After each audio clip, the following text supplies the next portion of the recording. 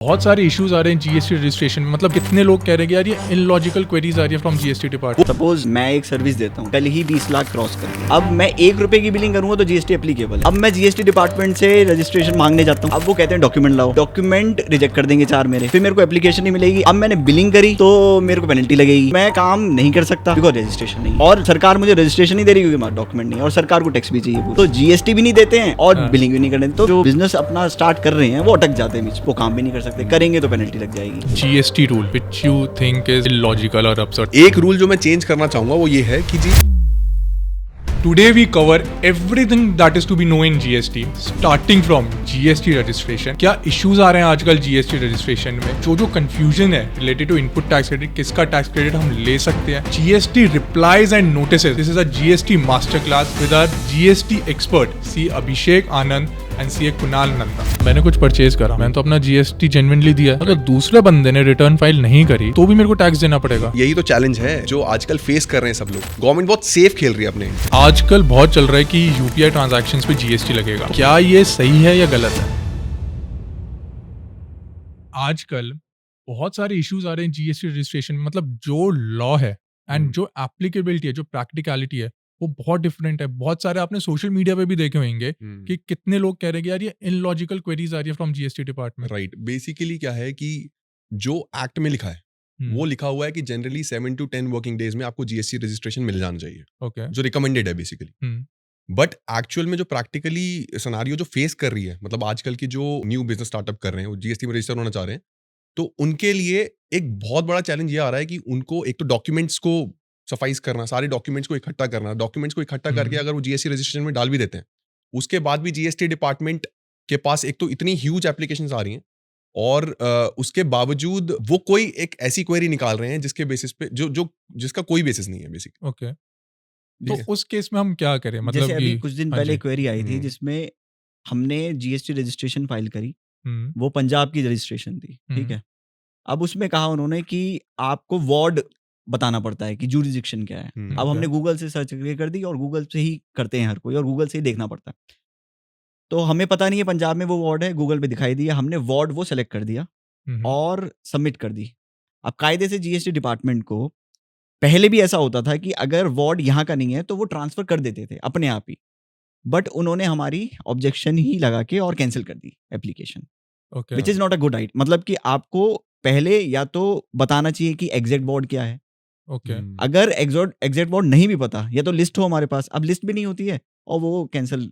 और कुछ ऐसी चीज जो आप कह रहे हैं, जैसे आपने एक वार्ड नंबर की बोली कि वार्ड नंबर हमें we have to be cautious कि भाई वार्ड नंबर हम सही डालें। ठीक है, हमने Correct. गूगल से सर्च करके डालते हैं, सब डालते हैं, बट उसमें एक बारी डबल चेक करना चाहिए।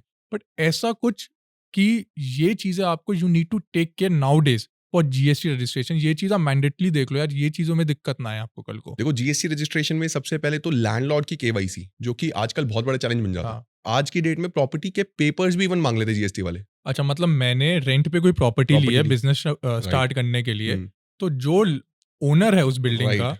उसके प्रॉपर्टी के डॉक्यूमेंट्स और जो मांगेंगे। रेंट एग्रीमेंट है उसमें विटनेस के भी चाहिए हाँ, होंगे। राइट। यानी विटनेस चलो- ने भी अगर साइन कर दिया तो उसके भी केवाईसी। चलो, विटनेस तो हमारी खुद की हो जाएगी, मतलब हाँ। जो रेंट एग्रीमेंट को करवाने जा रहे हैं वो हमारी खुद की हो सकती है विटनेस मोस्ट प्रोबेबली। बट जो लैंडलॉर्ड है वो अपनी ज्यादा से ज्यादा आधार दे देगा। पैन देने में आजकल बहुत ऑब्जेक्शन क्रिएट करते हैं। बट जो प्रॉपर्टी के पेपर्स अगर वो मांग लेते हैं ना, जो जीएसटी डिपार्टमेंट वाले प्रॉपर्टी के पेपर्स मांग लेते हैं, तो उस केस में वो पीछे हट जाते हैं लैंडलॉर्ड। तो इन दैट केस Okay. फिर वो ऑब्जेक्शन लगाते हैं, उसके बाद इमीडिएटली रिजेक्ट कर देते हैं। तो ऐसा कोई गवर्नमेंट का पोर्टल आया है या कुछ ऐसे रेजोल्यूशन है कि अगर अन जस्टिफाइबल कोई रीजन आए तो हम यहाँ पे अप्रोच कर सकते हैं? देखिए, जिसको रजिस्ट्रेशन लेना होता है ना, वो हम्म। बड़ा अर्जेंट उस पे होता है। हम्म। अब मैं उसको कहूँ कि आपका कैंसिलेशन, मतलब आपका रिजेक्ट हो गया एप्लीकेशन, हम्म, एक काम करते हैं, अब इसकी ना अपील फाइल करते हैं। Right. अपील में 30 दिन 60 दिन लग जाते हैं हियरिंग में ही। उसको इतनी बिफोर जल्दी नहीं। रिजेक्शन कुछ ऐसा है कि डिले हो रहा है, मान लो 1 महीना हो गया, हाँ, क्वेरीज आ रही है, हम रिप्लाई कर रहे हैं, बट 1 महीना हुआ नहीं। जैसे हम जीएसटी रजिस्ट्रेशन अप्लाई करते हैं ना, हम्म, उसके बाद जो ऑफिसर जिसके पास असाइन होता है, ऑटोमेटिकली ये सब कुछ कंप्यूटराइज बेसिस पे है। ओके। जिसके पास असाइन होता है उसके पास एक लास्ट कट ऑफ डेट आती है कि भाई इससे पहले या तो आपको क्वेरी लगानी है, या इससे पहले एक्सेप्ट करना है या रिजेक्ट करना है। ठीक है। रिजेक्शन फर्स्ट शॉट पे तो करते नहीं है वो। हम्म, सबसे पहले कुछ शो कॉज देंगे कि दैट हम आपको क्यों ना रिजेक्ट करें, आप ये सारी डिटेल्स प्रोवाइड करो। ओके। और उनके पास इतनी ह्यूज एप्लीकेशंस हैं कि वो लास्ट डेट का वेट करते हैं कि जी ये लास्ट डेट जो कट ऑफ डेट हमारे पोर्टल पे शो कर रही है, इस डेट पे हम इनकी क्वेरी लगाएंगे या ठीक फिर है। इसको एक्सेप्ट करेंगे। चलिए ठीक है, मान ली क्वेरी लग गई। क्वेरी लग जाती है, फिर हम्म। उसके बाद एक और कट ऑफ डेट आती है उनके पास कि ओके। जी इस डेट से पहले या तो एक्सेप्ट करो या रिजेक्ट करो। और वो क्वेरी से इंस्पेक्शन मार्क कर देते हैं फिर राइट 15 दिन और मिल जाते हैं उनको।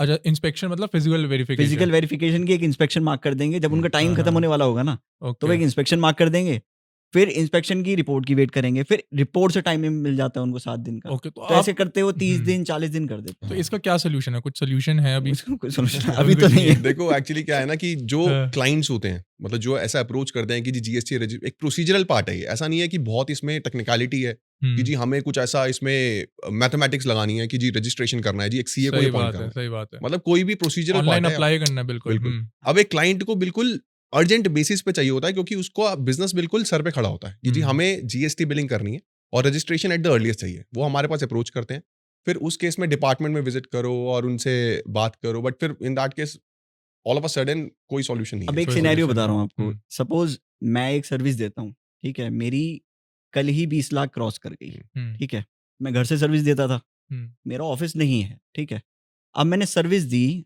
अब मैं 1 रुपए की बिलिंग करूंगा तो जीएसटी एप्लीकेबल है, राइट? ओके।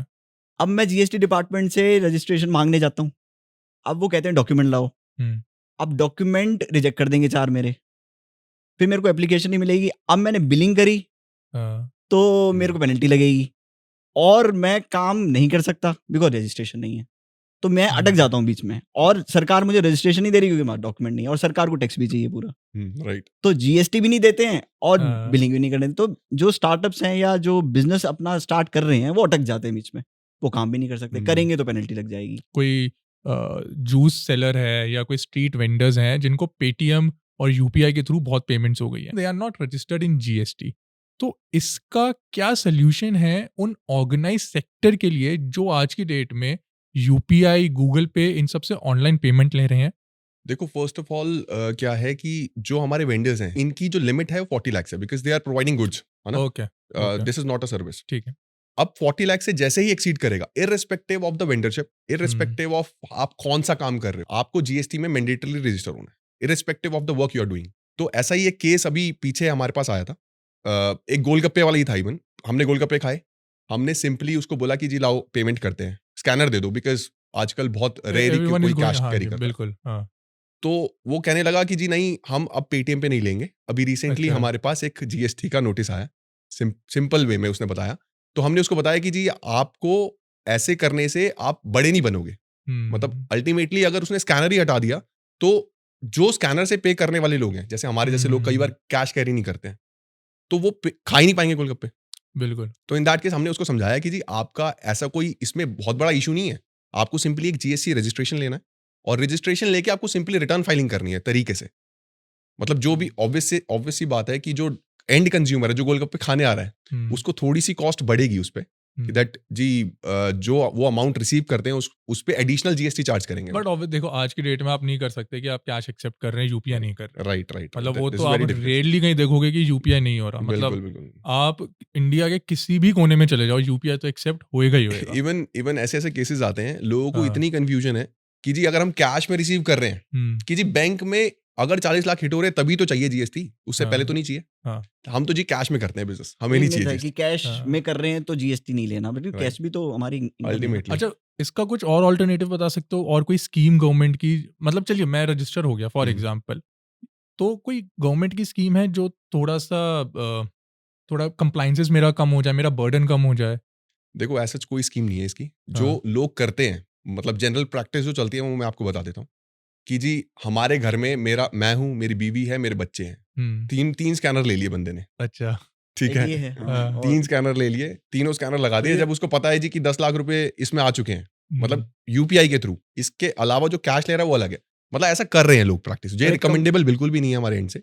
मतलब आप तरीके से जीएसटी नंबर लो और उस पे जीएसटी पे करो और रिटर्न को फाइल करो। हमने जीएसटी रजिस्ट्रेशन ले ली, then there are two very important concept that come in, जो आई गेस गवर्नमेंट बहुत एम्फेसाइज कर रही है, and every time there are new rules coming on that is e way bill and e invoicing. तो आप थोड़ा सा overview देंगे कि what is e way bill and e invoicing, and क्या क्या गवर्नमेंट लेटेस्ट अमेंडमेंट्स लेकर आ रही है उसमें? सबसे पहले आते हैं ई इनवॉइसिंग पे।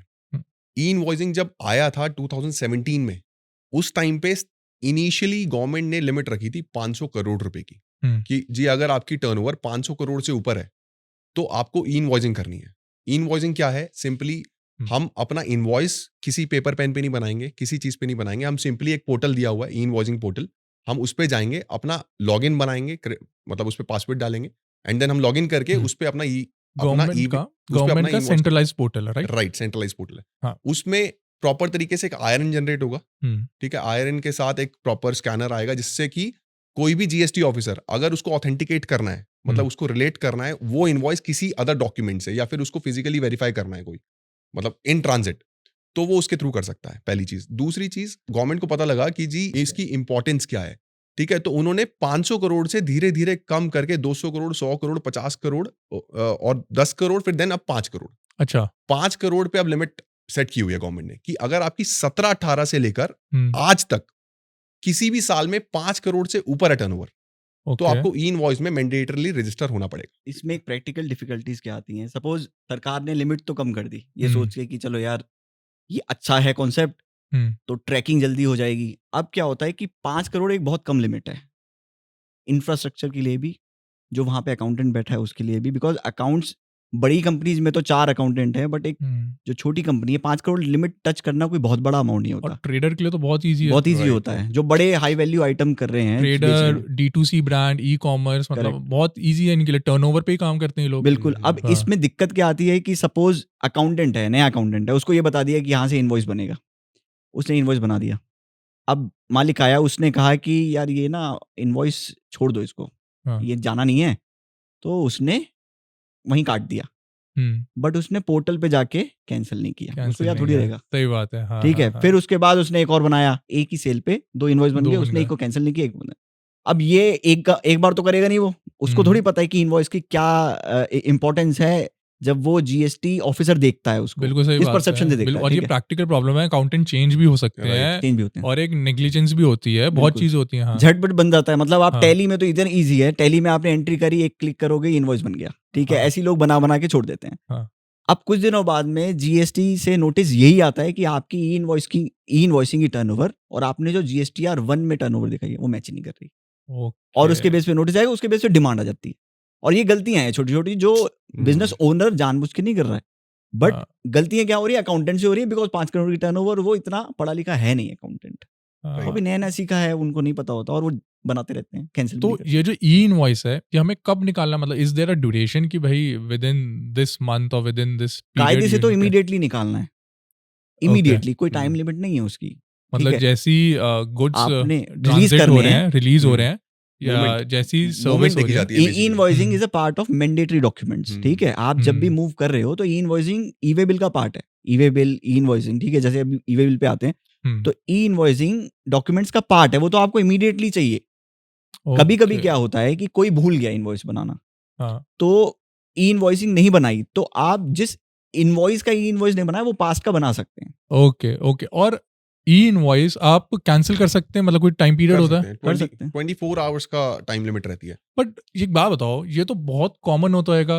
मान लो सेम कस्टमर है, Right. कस्टमर तो बहुत बारी सेम माल लेके जाता है, रिकरिंग परचेजेस होती हैं, तो ये तो कंफ्यूजन हो जाती है कि भाई मल्टीपल बन गए, कभी Right. स्किप हो गया। और ये जो बात कह रहे हो आप कि टैली में तो हमने एंट्री कर दी, राइट। उस पे चढ़ाना भूल गए, या उस पे डबल एंट्री कर दिया, टैली पे नहीं करी, तो ये तो मिसमैच आ जाता है। नहीं, और हमारी तो हाँ। रिटर्न है, जीएसटीआर रिटर्न जो है, वो तो हम टैली के डेटा से बनाते हाँ, हैं, नहीं, वो तो देखो, अपने अकाउंटिंग सॉफ्टवेयर है, वो उसका तो ई इनवॉइस से कुछ लेना देना नहीं, नहीं। है उससे लेना। देखो क्या होता है, जैसे ई इनवॉइस हमने बना दिया, हम्म, ठीक है? मान लीजिए एक ई इनवॉइस बना दिया, हमारा अकाउंटेंट छोड़ के चले गया, दूसरा अकाउंटेंट आया, उसने सेम ई इनवॉइस बना दिया। मान लीजिए लेट्स सपोज 2 इनवॉइस बन गए एक ही गुड्स पे, ठीक है। तो सबसे पहली जो टाइम लिमिट दी हुई है गवर्नमेंट ने, वो दी हुई है 24 घंटे कि जी आपका जो दूसरा डुप्लीकेट ई इनवॉइस बना है उसको आप 24 घंटे के अंदर कैंसिल कर दो। और सबसे बड़ी बात है कि कोई अकाउंटेंट 24 घंटे में कैंसिल नहीं कर पाता, क्योंकि उसको जब तक ये चीज समझ में आएगी कि जी 2 बन गए, तब तक 24 घंटे निकल चुके होंगे, बनाने के 24 घंटे निकल चुके होंगे। अब इसका सॉल्यूशन क्या है कि हमें जो हमारा इनकरेक्ट या फिर जो हमारा डुप्लीकेट ई इनवॉइस बन गया है उसके रिस्पेक्ट में क्रेडिट नोट इशू करना पड़ेगा। समझ रहे हैं? मतलब क्रेडिट नोट इशू करना पड़ेगा, सामने वाली पार्टी को डेबिट नोट इशू करना पड़ेगा कि जी हमने सेल करी थी बट ये सेल रिटर्न है। हमें एक्चुअली में सेल दिखानी पड़ेगी। राइट हाँ, वो सेल दिखानी पड़ेगी, फिर सेल रिवर्स करनी पड़ेगी, राइट क्रेडिट तो नोट वो सब करना, हाँ Right, हाँ। right. और पूरा उसको procedure परचेज दिखा के follow परचेज रिवर्स करनी Right, पड़ेगी, right, purchase right. Return Credit note दिखाना issue पड़ेगा। करना पूरा प्रोसीजरल वे क्योंकि में उसके फॉलो भी करना पड़ेगा। अब जैसे हमने ई इनवॉइस हाँ, किया, रेज किया, तो सामने वाले की जिसके लिए हमने किया था ना, उसके पास भी इन्फॉर्मेशन चली जाती है, समझ रहे बात? ओके, यानी उसके पास भी हाँ। चली जाती है इन्फॉर्मेशन, 2B में रिफ्लेक्ट हो जाता Right. है कि इतनी टर्नओवर है, वो ड्यूरिंग ये रियल टाइम बेसिस चलता है, तो सामने वाले को पता चल जाता है अरे यार ये तो 2 बिल कट गए की, हाँ। ठीक है, और ये 2-2 महीने पुराने भी होते हैं कई बार, और 3-3 महीने पुराने। इसमें एक बात ये है कि जैसे ई इनवॉइस हमने बनाया ना, हम्म, तो जो हमारी जीएसटी फाइलिंग कर रहा है, ठीक है, उसको मैन्युअली फीड करने की रिक्वायरमेंट नहीं है।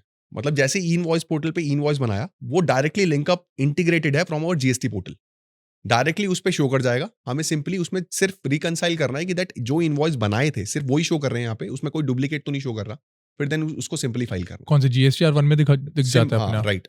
वो जो मतलब अब हाँ, रिफ्लेक्ट कर जाता है, वो तो फाइल आपको करना ही है, फाइनलाइज हाँ, आपको ही फाइल तो करना है, but मतलब वो रिकंसाइल reflect प्रॉपर करना पड़ेगा कि दैट कोई दो तो नहीं है या फिर कोई मिसिंग तो नहीं है, मतलब बनाया था और प्रॉपर तरीके से जनरेट नहीं हुआ जिसका आयरन, तो ओके, उस वे में। And what about e-way?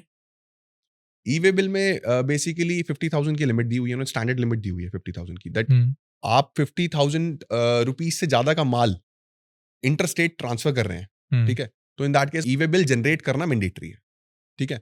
इसकी जो टाइम लिमिट रहती है, टाइम लिमिट है कि अगर आपके 200 किलोमीटर तक ट्रैवल कर रहे हैं आप, तो उस ई वे बिल की जो टाइम लिमिट रहेगी वो रहेगी 1 डे, जो आज के मिडनाइट से कैलकुलेट की जाएगी। ओके, अगर 200 किलोमीटर से एक्सीड कर रहा है आपका distance with in the different city या फिर डिफरेंट स्टेट में आप ट्रांसफर कर रहे हैं, तो हर 200 किलोमीटर पे एक दिन की वैलिडिटी बढ़ती रहेगी। तो अगर मान लीजिए 778 किलोमीटर आप ट्रैवल कर रहे हैं, 778 किलोमीटर आप ट्रैवल करना चाहते हैं आपके गुड्स को, तो इन दैट केस 4 डेज की वैलिडिटी आपके ई वे बिल की रहेगी। वैलिडिटी का क्या मतलब है? वैलिडिटी एज इन कि आपको पहुंचने में टाइम लगेगा उस पर्टिकुलर लोकेशन पे, हाँ। जिसमें मान लीजिए 700 किलोमीटर का डिस्टेंस मान के ट्रैवल चलिए आप कह रहे हो कि एक दिन की वैलिडिटी सरकार ये है, मानती है कि ट्रक 200 किलोमीटर चल सकता है एक दिन में। नहीं, Right. आप प्रैक्टिकली कैसे ये मान लो, प्रैक्टिकल इश्यूज तो बहुत आएंगे कि मान के चलिए कि ई-वे बिल मैंने रात को निकाल दिया, हम्म। 8 बजे निकाल दिया, बट ट्रक अगले दिन जा रहा है या वो डिले जा रहा है, नहीं, फिर एक्सपायरी अगर होने वाली है तो आप उसको एक्सटेंड Extend कर सकते करवाएंगे। हैं ना।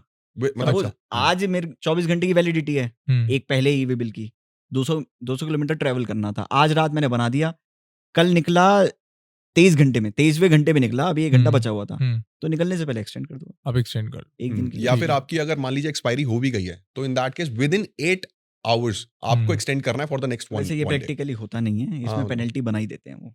अच्छा, तो यूजुअली लोग प्रैक्टिकली एक्सटेंड नहीं करते होंगे, वही चल रहा एक्सटेंड है। करते हैं, अच्छा, बट जो भूल जाता है हम्म, वो पकड़ा जाता है, तो उस पर पेनल्टी लगाते हैं। वैसे लॉ में लिखा है कि आप 8 घंटे तक एक्सटेंड कर सकते हो, Right. मगर जब पकड़े Okay. जाते हैं तो वो सुनते नहीं है, हम्म। वो माल भी पकड़ लेते हैं और फिर पैसे डिटेन तो कर लेते लेते हैं माल डिटेन कर लेते को, हैं। पेनल्टी लगा देते हैं 200% की। ओके कोई ना कोई ओके, गलती कर देते हैं। एंड इंट्रास्टेट, वो स्टेट स्पेसिफिक है। जैसे दिल्ली की अगर मैं बात करूं तो 1 लाख इज द लिमिट, कि जी अगर 1 लाख रुपए से कम का माल आप ट्रांसफर कर रहे हैं फ्रॉम दिल्ली के करोल बाग से सुभाष नगर, तो इन दैट केस आपको ई वे बिल जनरेट करने की कोई भी रिक्वायरमेंट नहीं है। अगर Okay. 1 लाख से ऊपर है तो ऑब्वियसली आपको करना पड़ेगा। वैसे क्या है कि ई वे बिल में पेनल्टी बड़ी इजीली लग जाती है। जो सबसे ज़्यादा दिक्कत आजकल फेस कर रहे हैं बिजनेसमैन, वो ई वे बिल की कर रहे हैं। वजह क्या होती है कि छोटी सी गलती होती है, सपोज आपने जिस ट्रक को आपने भेजा, आपके अकाउंटेंट ने नंबर आगे पीछे कर दिया, हो सकता है नंबर आगे बहुत कॉमन है, कर ठीक सकते है, हैं। हो गया नंबर आगे पीछे, हाँ। या फिर हमने कुछ एड्रेस में गलती कर दी, पिन कोड गलत डाल दिया, ये भी हाँ, पॉसिबल है, ठीक है। बिल्कुल, हाँ।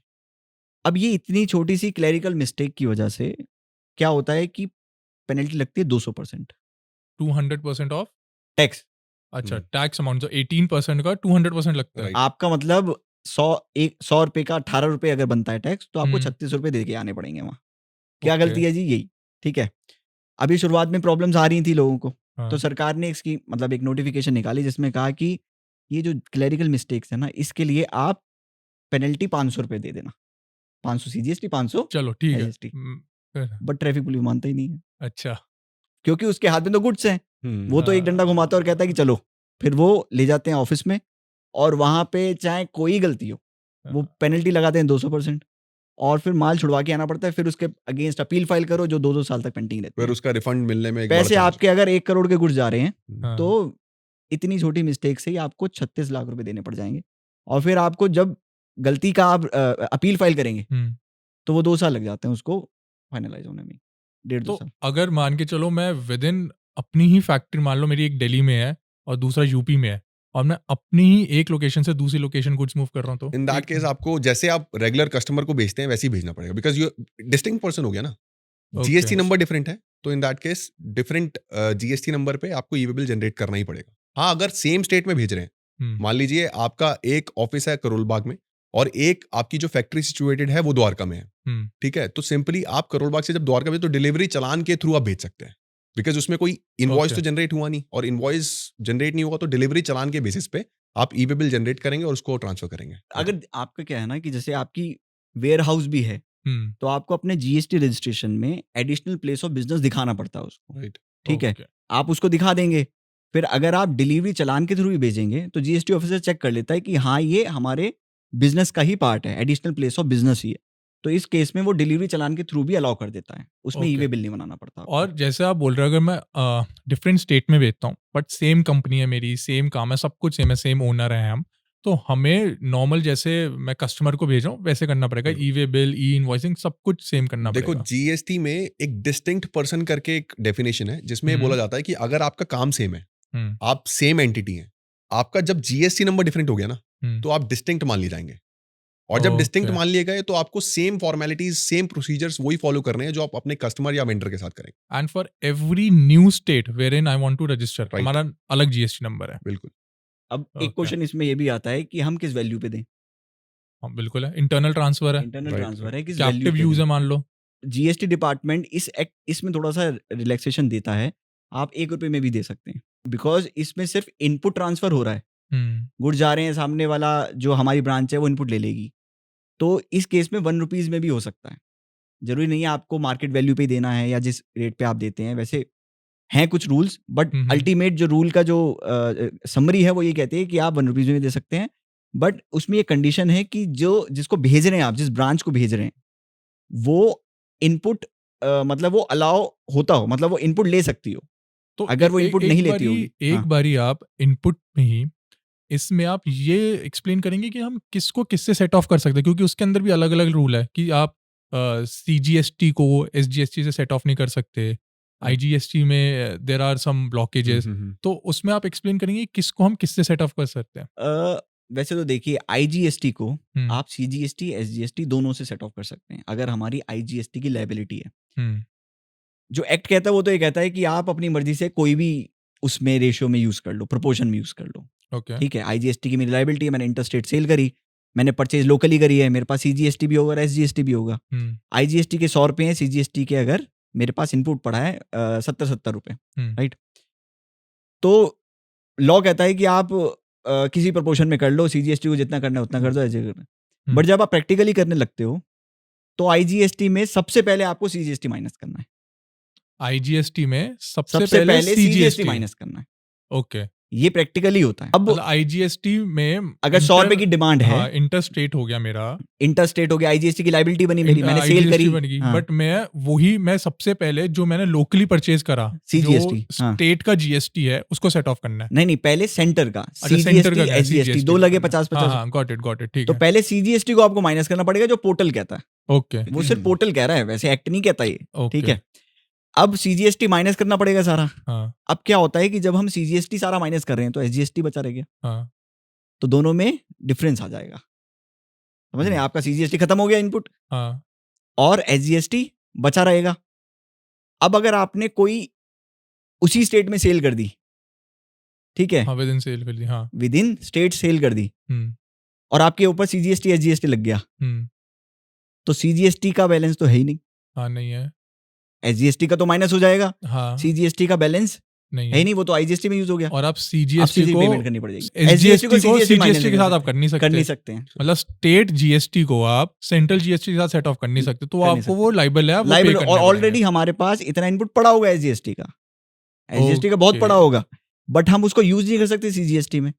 तो बिजनेसमैन को सबसे ज्यादा दिक्कत यही आती है कि आईजीएसटी की वजह से सीजीएसटी अटक गया। अगर इसको लेमन तरीके से समझे हम्म, तो जो आईजीएसटी है, सबसे पहले तो ये जानना बहुत जरूरी है कि जो आईजीएसटी वो सेंटर टैक्स है, मतलब सेंट्रल गवर्नमेंट का टैक्स है, ठीक है। और जो सेंटर सीजीएसटी है वो भी सेंटर है, और जो एसजीएसटी है वो स्टेट है। हम्म, अब जो सेंटर है और स्टेट, उनकी आपस में बनी नहीं सकती। हम्म, सबसे मतलब जब हमने पढ़ाई करी थी ना, उस हाँ। टाइम पे इसी तरीके से समझाया गया था और इसी तरीके से आज भी दिमाग में। सीजीएसटी और एसजीएसटी आपस में किसी को नहीं देंगे अपना टैक्स, ठीक है। आईजीएसटी जो है उसके अंदर 50% कंपोनेंट है सेंटर का और 50% कंपोनेंट है स्टेट का। तो इसीलिए वो सेंटर से भी ले सकता है और स्टेट से भी ले सकता है। सिंपल सा लॉजिक है, ठीक है। अब जो मतलब जैसा बताया अभिषेक जी ने कि जो एक्ट में लिखा हुआ है 50 वो बिकॉज वो पापा है आईजीएसटी और ये 2 बेटे हैं, इन दोनों बेटों की आपस में नहीं बनती। सिंपल सा लॉजिक है, आपस में नहीं बनती। और जो सीजीएसटी वाला बेटा है, जो बड़ा बेटा है, वो उसकी पापा से ज्यादा बनती है।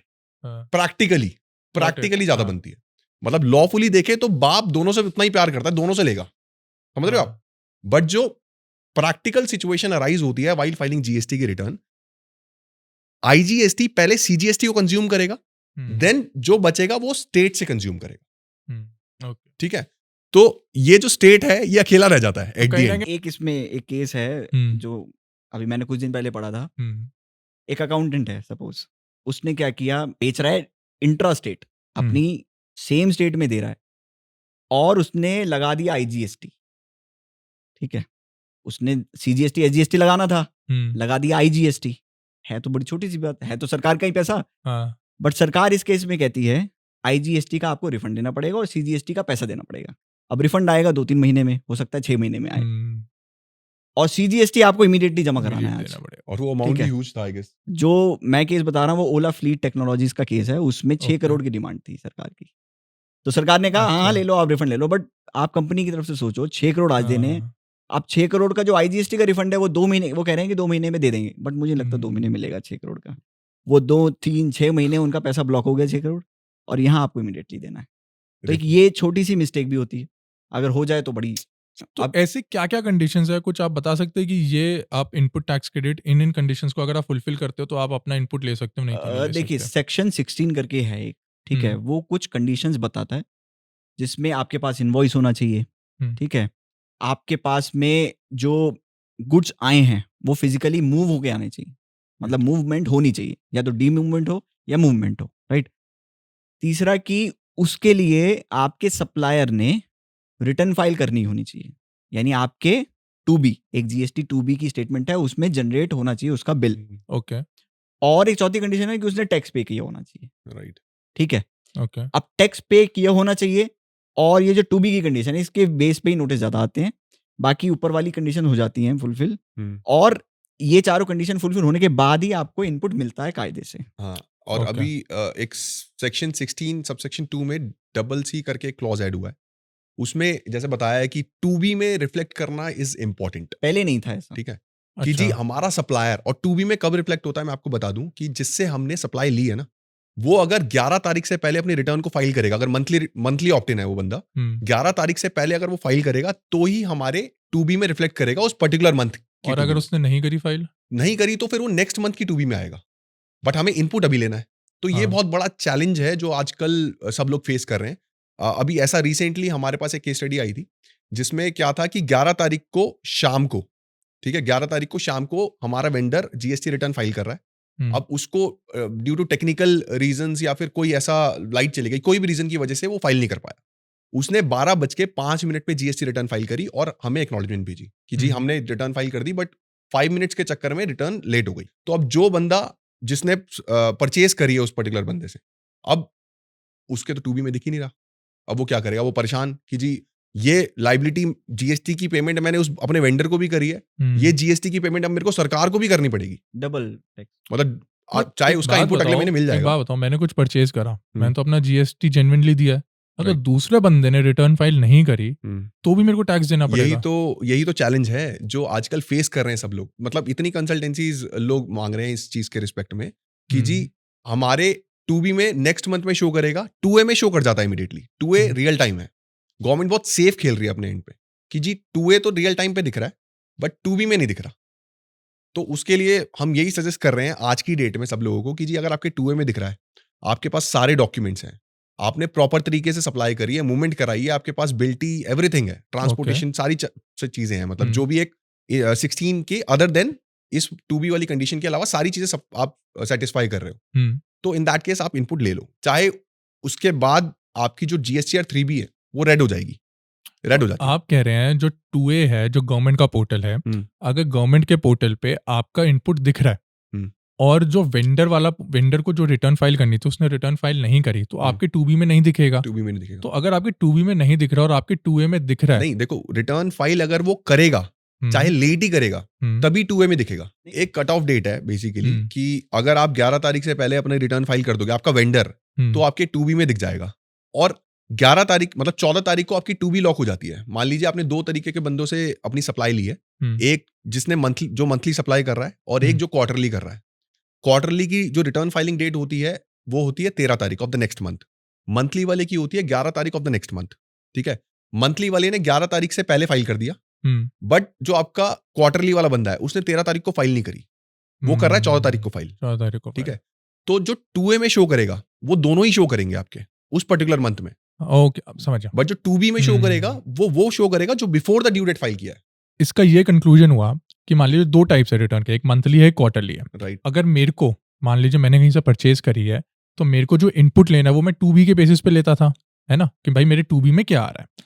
बट 2A जो गवर्नमेंट का पोर्टल है उस पर रियल टाइम आता है। Right, तो मान के चलिए किसी ने जो 11 तारीख जो ड्यू डेट है रिटर्न फाइल करने की, बट किसी ने 12, 13 या 14 तारीख को रिटर्न फाइल करी है, तो मेरे 2A में तो आ जाएगा वो, Right. बट मेरे 2B में नहीं आएगा। नहीं 2B में मेरा नेक्स्ट मंथ आएगा। राइट।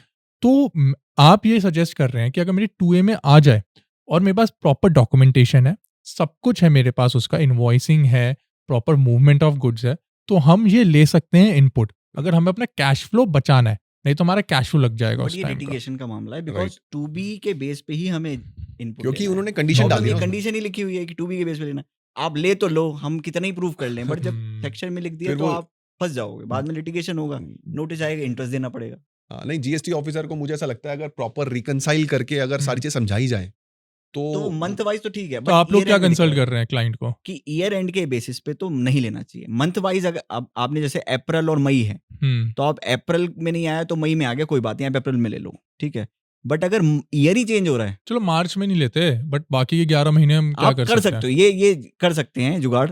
अच्छा। बट वैसे आप ईयर वाइज नहीं कर सकते इसको। आप अगर ईयर वाइज करेंगे तो नेक्स्ट ईयर में चला जाएगा, क्योंकि और नेक्स्ट फिर डिमांड बन जाएगी। वो बिल्कुल सही है। ईयर बेसिस पे हाँ। करोगे तो आपको अपनी एनुअल रिटर्न में रिपोर्ट भी करना पड़ेगा। हाँ, ये दिक्कत आ जाती है। तो बहुत सारी स्टार्टअप्स हैं, तो इनिशियली उनका लॉस होता है, उनकी परचेजेस ज़्यादा होती हैं, मतलब कि उनका जो इनपुट होता है वो ज़्यादा होता है एज कम्पेयर टू आउटपुट। कहीं कहीं होते हैं जिनकी सेल्स अभी स्टार्ट नहीं हो पाती और उनको कुछ ना कुछ एक्सपेंस करना होता है।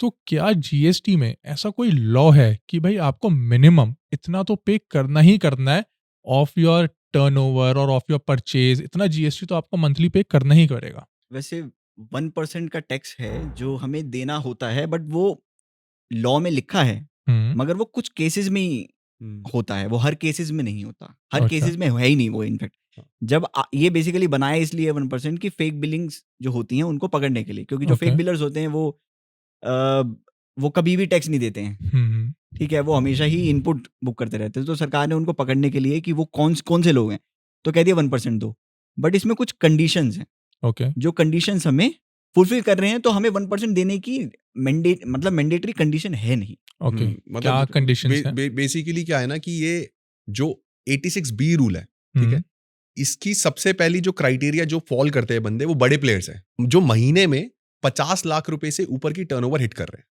सबसे पहली ठीक कंडीशन, है। अगर Okay. 50 लाख रुपए से ऊपर की आपने टर्नओवर हिट कर दी तो आपको 1% ऑफ द टोटल टैक्स जो आपका बन रहा है वो कैश में पे करना मैंडेटरी है। 1% of the total Tax. GST. GST जो टैक्स आपका बन रहा है। आउटपुट लायबिलिटी कहते हैं इसको जीएसटी में, जो भी Output आपकी liability. output अच्छा, liability है। मैं दोबारा करेक्ट करता हूँ, 1% of total tax, not of the revenue, right? No no नहीं, 1% आउटपुट अच्छा। लायबिलिटी का। Output liability. Right right okay. मतलब मान लीजिए कि आपकी जो इस मंथ में टर्नओवर हिट करी है वो 1 करोड़ रुपए करी है, ठीक है, 18% की जीएसटी लाइबिलिटी है आपकी। 1 करोड़ रुपए 18% आपका बन गया 18 लाख रुपए। 18 लाख रुपए का 1% जो कि नियर अबाउट 18,000 रुपए आएगा, वो आपको कैश में जमा कराना मैंडेटरी है। वो और भी कंडीशंस अगर फुलफिल होती हैं तो, हाँ राइट। अब मतलब इसकी कुछ बाय एक्सेप्शंस भी डिफॉल्ट हैं। नहीं है, ओके। ठीक है, बाय डिफॉल्ट नहीं है ये। इसमें आपकी ये कंडीशन ये भी है कि पिछले 2 सालों में, पिछले 2 में से किसी भी सालों में आपने अगर 1 लाख से ऊपर का इनकम टैक्स पे किया है, अब चाहे वो टीडीएस के थ्रू किया है, चाहे आपने चालान पे किया, मतलब ये एक्सेप्शंस है बेसिकली कि आप 50 लाख रुपए से ऊपर हिट करने के बावजूद आपको 1% पे करने की कोई भी रिक्वायरमेंट नहीं है। मतलब ओके, क्या क्या कंडीशंस है उसमें? एक तो यही हो गई 1 लाख वाली, कि 1 लाख से ऊपर का आपने अगर पिछले 2 सालों में से किसी साल में भी दिया है।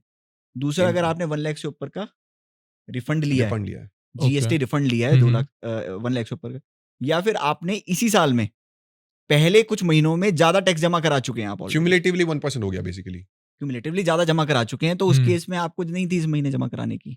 बट सबसे इंपॉर्टेंट कंडीशन क्या है कि जीएसटी डिपार्टमेंट का जो ऑफिसर है, वो मतलब जीएसटी ऑफिसर है, वो चेक नहीं करते कंडीशन। वो भेज देंगे आपको कि आप तो दे नहीं रहे हो 1%। फिर हमें जैसे वो उसने नोटिस भेजा, कस्टमर डर गया, फिर हमें बोलेगा, फिर हम उसको रिप्लाई फाइल करेंगे, फिर जाके वो ड्रॉप होती है प्रोसीडिंग। बट इसमें थोड़ा सा एक फियर क्रिएट हो जाता है कस्टमर के माइंड में। अच्छा, कुछ ऐसी भी चीजें हैं जो ब्लॉक्ड है कि आप इसका तो इनपुट ले ही नहीं सकते। हाँ, मतलब है, मतलब जैसे आप कार परचेज कर रहे हैं जिसकी सीटिंग कैपेसिटी 13 से कम है, अच्छा, और 13 से ज्यादा तो आप including driver, including driver, right, तो आप ले सकते हैं 13 से ज्यादा, ठीक है। अच्छा, सेकंड, आपकी इंश्योरेंस, आपकी लाइफ इंश्योरेंस हो गई, ठीक है, उसका आप इनपुट क्लेम नहीं कर सकते। इमोल प्रॉपर्टी बिल्ड कर रहे हैं आप लाइफ इंश्योरेंस का क्लेम नहीं कर सकते। पर्सनल है ना, पर्सनल, मतलब ओके, जो भी पर्सनल बेसिस पे आप कोई भी खर्चा कर रहे हैं जिसके रिस्पेक्ट में आप चाह रहे हैं कि जी मैं ये ऑफिस बिल्डअप करा लेता हूँ, ठीक है, और मैं इसका इनपुट ले लूंगा, तो इन दैट केस वो नहीं ले सकते। इसमें एक एक्सेप्शन भी है इमोल प्रॉपर्टी में। अगर आपने कोई भी इमोल प्रॉपर्टी का पार्ट बना दिया, जो हमने पहले किया था, जैसे सपोज टैंक रखा है हमने, पानी का टैंक हमने ऑफिस के लिए रखा, तो अगर वो टैंक काला वाला है, वो जो होता है, वो हमने अपने दीवार से सटा के बाहर रख दिया, अच्छा, तो उसके इसमें इनपुट मिल जाएगा। हमने वो चिपका दिया, यानी वो अच्छा। इनबिल्ट है, तो नहीं मिलेगा। एस्केलेटर है सपोज, हाँ, एस्केलेटर आपने बनाया, वो अगर आप बाद में एज इट इज निकाल के ले जा सकते हैं, हाँ, उसका मिल जाएगा। अब जैसे मॉल्स में एस्केलेटर लगे होते हैं, मॉल्स में आपकी लिफ्ट लगी होती है शीशे वाली, हाँ, वो आप एज इट इज निकाल सकते हैं। बट घर ऑफिस वाली जो हमारी लिफ्ट होती हैं, नहीं कर उनमें नहीं सकते आप। मिलेगा। मतलब हाँ। स्ट्रक्चरल डैमेज तो जहां पे ये हो जाए। कंडीशन बहुत बहुत सारी ऐसी चीजों में कुछ कवर होता है, कुछ नहीं होता। अब जैसे कार का बताया अभी कुणाल ने, हाँ, कि कार के केस में नहीं मिलता है, 13 से नीचे की है। अब कार का नहीं मिलता, कार की मेंटेनेंस का नहीं मिलता, कार की इंश्योरेंस का भी नहीं मिलेगा, ओके, ठीक है। तो हाँ। कार से रिलेटेड किसी भी चीज का नहीं मिलेगा। ओके, एंड किस केस में मिल सकते हैं इसमें? इसमें अगर 13 से ऊपर की सीटिंग है, अच्छा, जैसे आपने कोई बस ट्रैवलर खरीदी टाइप है, हुई। हाँ ट्रैवलर ओके, टाइप ली, उसमें 13 से ऊपर की सीटिंग है, हम्म, आप अपने एम्प्लॉयज के लिए ले रहे हैं, लाना ले जाना, हम्म। तो उस केस में मिल जाता है। कार वाले में 3 एक्सेप्शंस है बेसिकली, मतलब 3 लाइन ऑफ बिजनेस इसका इनपुट ले सकते हैं। पहला कि अगर आप ट्रेनिंग प्रोवाइड कर रहे हैं, जी, ठीक है, कि जी आप कार को चलाने की ट्रेनिंग प्रोवाइड कर रहे हैं और आपने कार्स परचेज करी हुई हैं, तो आपको इनपुट मिल जाएगा। आपने कार की डीलरशिप ली हुई है कि जी आप खरीदते बेचते हैं कारों को, कि जी मैंने एक शोरूम बना लिया और मैं कार खरीदूंगा और अपने कस्टमर्स को बेचूंगा, तो आपको इनपुट मिल जाएगा, बिकॉज वो आपके गुड्स हो गए ना, वो आपका कैपिटल एसेट नहीं हुआ, गुड्स हो गए, तो वो मिल जाएगा। और तीसरी कंडीशन ये है कि जी आप पैसेंजर्स को ट्रांसपोर्ट करने का काम कर रहे हैं, मतलब जैसे बसेस हो गई या फिर Got it. आपने ट्रैवल का काम कर रहे हैं, तो इन दैट केस आपको इनपुट मिल जाएगा, चाहे वो 13 की सीटिंग कैपेसिटी से कम भी क्यों ना हो। Okay, and what about mobile phones, उसमें कैसे है? मोबाइल फोन्स देखिए, वैसे तो लोग ले लेते हैं इनपुट, हाँ, ठीक है, ये प्रूव कर देते हैं कि ऑफिस के लिए यूज हो रहा है। हम्म, अब ये बताना कि ये घर के लिए भी यूज हो रहा है बड़ा मुश्किल है। तो अभी तक तो कोई नोटिस मोबाइल फोन्स पे आते नहीं है हमारे, मतलब ऐसे केसेस हमने नहीं देखे हैं। लोग आईफोन्स का लेते हैं या हाँ। वैसे ही फोन्स का लेते हैं, मना भी नहीं है और ले भी रहे हैं लोग। ये मतलब इसमें Okay. एक प्रैक्टिकल एग्जांपल बताता हूँ, जैसे जी कि मिस्टर ए हैं, ठीक हम्म, है, वो अपना जीएसटी चला रहे हैं, जीएसटी में बिजनेस चला रहे हैं। अब मिस्टर ए का भांजा है मिस्टर बी, ठीक है, हाँ, वो मिस्टर बी बोलेगा मामा मेरे को ना फोन लेना है, आईफोन लेना है, हाँ, तो आपका जीएसटी नंबर बढ़िया चल रहा है, मेरे क्रेडिट कार्ड पे डिस्काउंट आ रहा है, आपका जीएसटी नंबर डाल देता हूँ, आप मेरे को जीएसटी का पैसा मेरे को वापस कर देना, आपकी आउटपुट लाइबिलिटी एडजस्ट हो जाएगा। हाँ। तो ये बहुत बड़ी जो है ना, मतलब लैक है जो कि लोग समझते नहीं है। बाद में रिपरकशंस आएंगे नहीं, इसके। बाद में तो इस केसेस में चलो मतलब- मोबाइल का तो पकड़ना थोड़ा मुश्किल हो जाएगा। हाँ, नहीं नहीं, क्यों मतलब लोग यार इजीली हो सकता है, मान के चलो कोई भी एप्पल स्टोर पे हाँ। पता लग जाएगा किन किन ने बिजनेस नहीं, नाम पे मतलब ये समझना बहुत जरूरी है कि जी हाँ। आपको इनपुट लेने के लिए ना पेमेंट भी करनी इंपॉर्टेंट है, फर्स्ट थिंग। पेमेंट अब वो बंदा कर रहा है अपने Exactly, क्रेडिट कार्ड से हाँ। क्योंकि उसको डिस्काउंट मिल रहा है, 3,000 का हाँ। कैशबैक वहां ले रहा है, 18% का जीएसटी यहाँ पे सेव कर रहा है वो, कि जी अच्छा। मेरे मामा जी तो मेरे को जीएसटी का पैसा वापस कर देंगे। अच्छा, तो यहाँ पे मामा जी को इनपुट लेने में एक कंडीशन ये है कि जी पेमेंट उनके अकाउंट से होनी चाहिए, जो कि नहीं हो रही। ऐसे वो सिर्फ अपने भांजे को नहीं दिलवा रहे, हाँ। अपने बेटे, अपने भतीजे, सबको दिलवा रहे हैं। तो हम यही बोलते हैं कि जी आप ऐसा काम ना करो, क्योंकि हाँ। सिर्फ एक प्रोपराइटर या तो अपने लिए यूज करेगा या अपने एम्प्लॉइज के लिए फोन परचेज करेगा। अब एक प्रोपराइटर जो कि कोई भी बिजनेस कर रहा है, लेट सपोज बॉटल को बेचने का बिजनेस कर रहा है, उसके पास 5 बंदों का स्टाफ है, अब उसने फोन ले रखे 25, तो ये थोड़ा कंपैरेटिवली ना वो रिकंसाइल नहीं हो थोड़ा- पाता मतलब चीज़ें। आप inspection कह रहे नहीं हो कि कैशबैक के लिए अपने कार्ड से पेमेंट कर दी मतलब और हाँ, जीएसटी लेने के लिए दूसरे का जीएसटी business, नंबर दे right. दिया। आपने किसी रिश्तेदार का म- दे दिया बिजनेस। अब हाँ। कई केसेस में क्या होता है, हमारे पास जो क्वेरी आती है, अब जैसे मेरे क्लाइंट है वो कहते हैं मैंने ना दवाई ली आज केमिस्ट से, हाँ, right. ठीक है, तो क्या दे दूं जीएसटी नंबर? या फिर घर के लिए कर्टेन लिए हैं, हाँ, ठीक है, या रेस्टोरेंट में खाना खाने गए हैं, तो हाँ, कहते हैं कि हम जीएसटी नंबर दे रहे हैं। मैंने कहा क्यों ले रहे हो, मतलब आपको कोई फायदा नहीं होने वाला। कई केसेस में वो कहते हैं नहीं मेरा 1000 बच जाएगा, आप छोड़ो, मैं 1000 बच जाएगा, मैं दे के आ रहा हूँ, हाँ। ठीक है, और फिर वो 2000 रुपये बचा भी लेते हैं। बट आप ये देखिए ना, आज की डेट में तो अमेज़न बिजनेस अकाउंट है, अरे लोग अपना राइट, जीएसटी नंबर ऐसे ही करते हैं, हमारे क्लाइंट बहुत है, मतलब उनका रिकंसाइल करना इस इतना डिफिकल्ट होता है। उन्होंने क्या किया, अमेजोन पे उनके बेटे ने उनका जीएसटी नंबर डाल के अपना अमेजोन बिजनेस अकाउंट खोल लिया। ओके। अब वो कुछ भी परचेज कर रहे हैं, मतलब मान लीजिए वो बॉटल भी परचेज कर रहे हैं या अपनी टी शर्ट भी परचेज कर रहे हैं, उनका बिजनेस उनका जो बिजनेस है वो डिफरेंट सेगमेंट का है। अब वो हाँ, बॉटल परचेज कर रहे हैं, लैम्प परचेज कर रहे हैं, टीवी परचेज कर रहे हैं, लाइट परचेज कर रहे हैं, सब चीजों का 2A में रिफ्लेक्ट कर रहा है, बिकॉज वहां पे तो आपने जीएसटी नंबर डाला हुआ है। हाँ, तो जो अमेजोन पे जो सेलर है, हम्म, जो बेसिकली माल भेज रहा है आपको ऑनलाइन प्लेटफॉर्म से, हम्म, वो आपको इनपुट देगा ही देगा। वो before the date return file करेंगे, आपके 2A में इम्पैक्ट कर जाएगा, और 2A में इम्पैक्ट कर जाएगा, और बिफोर टाइम अगर फाइल करेंगे तो 2B में भी आ जाएगा। अब 2B में आ जाएगा तो वो आपके आईटीसी वाले लेजर में शो करने लगेगा। तो हाँ, वहां से हमें जो सिस्टम कंप्यूटेड आईटीसी वाला होता है ना, हाँ, उसमें शो हाँ। करने लगेगा। वहां से अब रिकंसाइल करना बहुत डिफिकल्ट होता है कि कौन सा बिजनेस पर्पज से परचेज किया है और कौन सा पर्सनल पर्पज से और परचेज बहुत किया लोग होते हैं वो कहते हैं चल इनपुट आ ही रहा है तो ले लेते हैं। बट वो चीज वो ले लेते हैं। इनफैक्ट ये सेक्शन 16 की एक मेजर कंडीशन है कि आपकी बिजनेस रिलेटेड परचेज होनी चाहिए, उसमें साफ लिखा है कि पर्सनल Right. नहीं होनी चाहिए, ये मेजर कंडीशन है। राइट। बट वो लोग, उनको लगता है कि यार जब 2B में आ रहा है तो ले लेते हैं। हाँ। और छोटे छोटे पैसों के चक्कर में ये नहीं जानते और बाद फ्यूचर में और कितनी नोटिस क्या होता है, लाइबिलिटी एक राइज एक होगी। एक एक बात है कि नोटिस जो आता है ना, कि कई बार क्या होता है कि जैसे जीएसटी ऑफिसर है, हम्म, आपने गलती से रिटर्न लेट फाइल कर दी, उनके पास में बहुत फाइल्स हैं, लाखों फाइल्स हैं, एक वार्ड में मैं कह रहा हूँ 100 150 300 फाइल्स हैं। वो हर किसी की चेकिंग नहीं करते हैं। वैसे तो हम्म। जीएसटी इंस्पेक्टर या एलडीसी जो क्लर्क होते हैं वहाँ बैठे हुए, उनको पावर है, वो चेक कर सकते हैं किसी भी की। अब जब आपने गलती से किसी की, आपने अपनी रिटर्न फाइल लेट करी, 1 दिन भी 2 दिन भी, तो वो देखते हैं कि एक बार देखूं तो सही इसमें क्या-क्या है। तो ईज़िली एक्सेस कर सकते हैं आपकी परचेज़ेज़ का, और परचेज़ में आपके फर्नीचर के बिज़नेस का नाम आ रहा है, कार से रिलेटेड रिपेयर मेंटेनेंस आ रहा है, तो वो फिर आपके लिए एक छोटा-सा नोटिस इश्यू भी कर देते हैं। और फिर यानी वो इतनी छोटी एक सरदर्दी बन जाती है। दवाइयों की आपने नाम आ रहा है, मेडिकोज की शॉप का 2B में हाँ, आ रहा है, तो उनको तो 2 मिनट लगते हैं कि हाँ, इसको एक बार देख लें, क्या-क्या और भी हाँ। कुछ मिल सकता है इसमें। तो फिर वो फिर इश्यू कर देते हैं नोटिस। ऐसी कौन कौन सी इंडस्ट्रीज हैं जिस पे रिड्यूस जीएसटी है या 5% पे मैं जीएसटी दे दूं, मेरे को कुछ लेना देना नहीं? देखो ऐसे सबसे कौन पहला कौन सी तो हैं? सबसे इम्पोर्टेंट जो हाँ। आजकल हम मतलब हर एक इंसान जाता है, जैसे रेस्टोरेंट सर्विसेज। हाँ। आप किसी भी रेस्टोरेंट में जाके खाते हो तो उस पर 5% का जीएसटी लगता है। ओके। मतलब सिंपली अगर आपने एक रेस्टोरेंट खोला हुआ है तो हम्म, आपको 5% देने का ऑप्शन है। आप दे 18 भी सकते हो, हम्म, उसमें आप हर चीज का इनपुट ले सकते हो, मतलब जो भी आप बिजनेस पर्पज से यूज कर रहे हो। बट अगर आपके पास एक ऑप्शन दिया हुआ है सरकार ने कि जी आप 5% दो, इररिस्पेक्टिव ऑफ कि आपका इनपुट कितना है, आपने परचेज क्या किया है, वो आपको कुछ भी कंसिडर नहीं करना। आप Okay. सिंपली, कोई बंदा 1000 रुपए का खा के जा रहा है, उससे 5% जीएसटी आप चार्ज कर लो। दूसरा टूर ऑपरेटर सर्विस, जैसे टूर एंड ट्रैवल वाले होते हैं, ठीक है, उन पे 5% का जीएसटी है। उसमें Okay. भी यही कंडीशन है सेम कि आप कोई इनपुट नहीं ले सकते। कि अगर मान लो आप एयर फ्रेट टिकट बुक करा रहे हो, आप कोई भी टिकट बुक करा रहे हो, कोई इनपुट नहीं ले सकते। सिर्फ आप दूसरे टूर ऑपरेटर से जो सर्विस ले रहे हो वो ले सकते हो। मतलब Okay. एक टूर ऑपरेटर अगर सबलेट कर रहा है काम किसी और दूसरे टूर उसका इनपुट ले ऑपरेटर, सकते उसका हैं इनपुट ले सकते हो, 5% में हाँ। भी। बट और किसी चीज का इनपुट आप नहीं ले सकते। ओके। ठीक है। तीसरा, जीटीएस, गुड्स ट्रांसपोर्ट एजेंट्स। मतलब मान लीजिए कि किसी ने मेरे को अप्रोच किया कि जी मेरा माल यहां से वहां पहुंचा दो, ठीक है, तो मेरे बिहाफ पे, मैं जीटीए हूं, अगर मैंने आरसीएम ऑप्ट इन किया हुआ है, मेरे बिहाफ पे जो सर्विस ले रहा है मुझसे, सर्विस रिसिपिएंट, वो मेरे बिहाफ पे सरकार को 5% जीएसटी जमा कराएगा। ओके। राइट ठीक। ये 3 है मेजरली जिन पे 5% जीएसटी है। Right right right. जो रियल स्टेट है उसमें क्या जीएसटी रूल्स, मतलब उसमें मेरे ख्याल से बड़ी कॉम्प्लिकेशंस है कि आपको ओसी मिलना चाहिए या नहीं मिलना चाहिए, या फ्लैट ले रहे हैं तो अलग है। तो उसमें बताएंगे रियल स्टेट में कैसे है जीएसटी? फ्लैट देखिए, या तो कमर्शियल होगा, कमर्शियल जी। अपार्टमेंट होगा, जी। या आपका रेजिडेंशियल होगा। दोनों ही केस में सबसे पहली कंडीशन तो ये है कि अगर आपने बनने के बाद बेचा है, हम्म। तो कंप्लीशन सर्टिफिकेट मिल गया उसको, ऑक्यूपेंसी सर्टिफिकेट भी कहते हैं उसको। अगर वो मिल गया तो उस पे जीएसटी नहीं है, स्टैम्प ड्यूटी है। एक ही चीज लेगी सरकार, तो स्टैम्प ड्यूटी लेती है, जीएसटी नहीं लेती है। अब आते हैं बनने से पहले, कोई एडवांस ले लिया, उसको हम्म। वर्क कॉन्ट्रैक्ट सर्विस भी कह सकते हैं हम।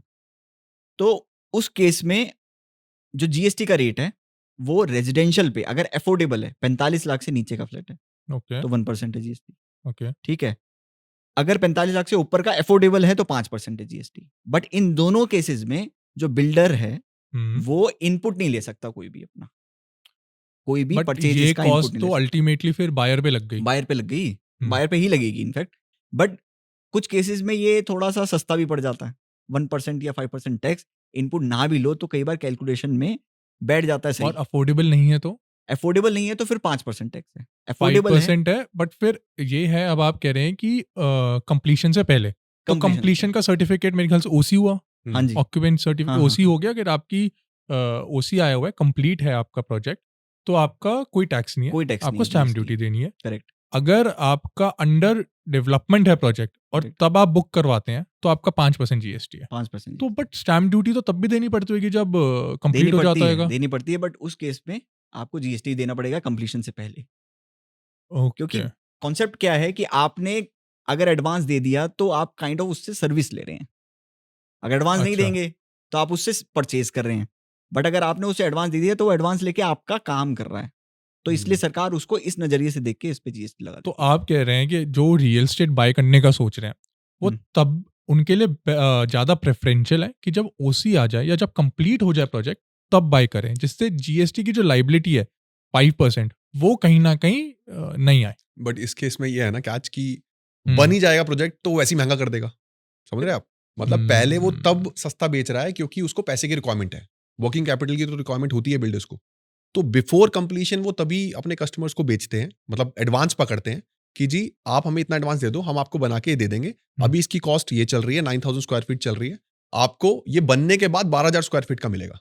मतलब वो ऑब्वियसली वो कंपनसेट हो जाता है फिर वो। तो Got बायर it, को अपना got it. कॉस्ट बेनिफिट देखना है। अगर उसको लग रहा है कि बाद में लेने से फायदा है तो लेगा, नहीं तो नहीं। अदरवाइज पता होना चाहिए कि जीएसटी कब लगेगा। बट ये है आपका रेजिडेंशियल का। What about commercial? कॉमर्शियल में जो रेट है वो 12% का है।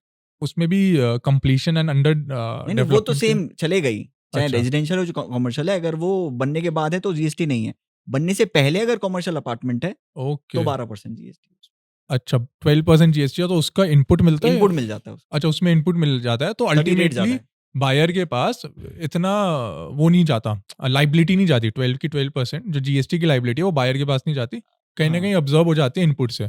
कह सकते हो आपकी कॉस्ट ऑफ परचेज नहीं बनती बिल्डर की, तो वो कॉस्ट में नहीं इंक्लूड करता। बायर को तो वैसे भी इनपुट मिलना नहीं है, चाहे 1 हो 5 हो चाहे इनपुट 12%। नहीं मिलना।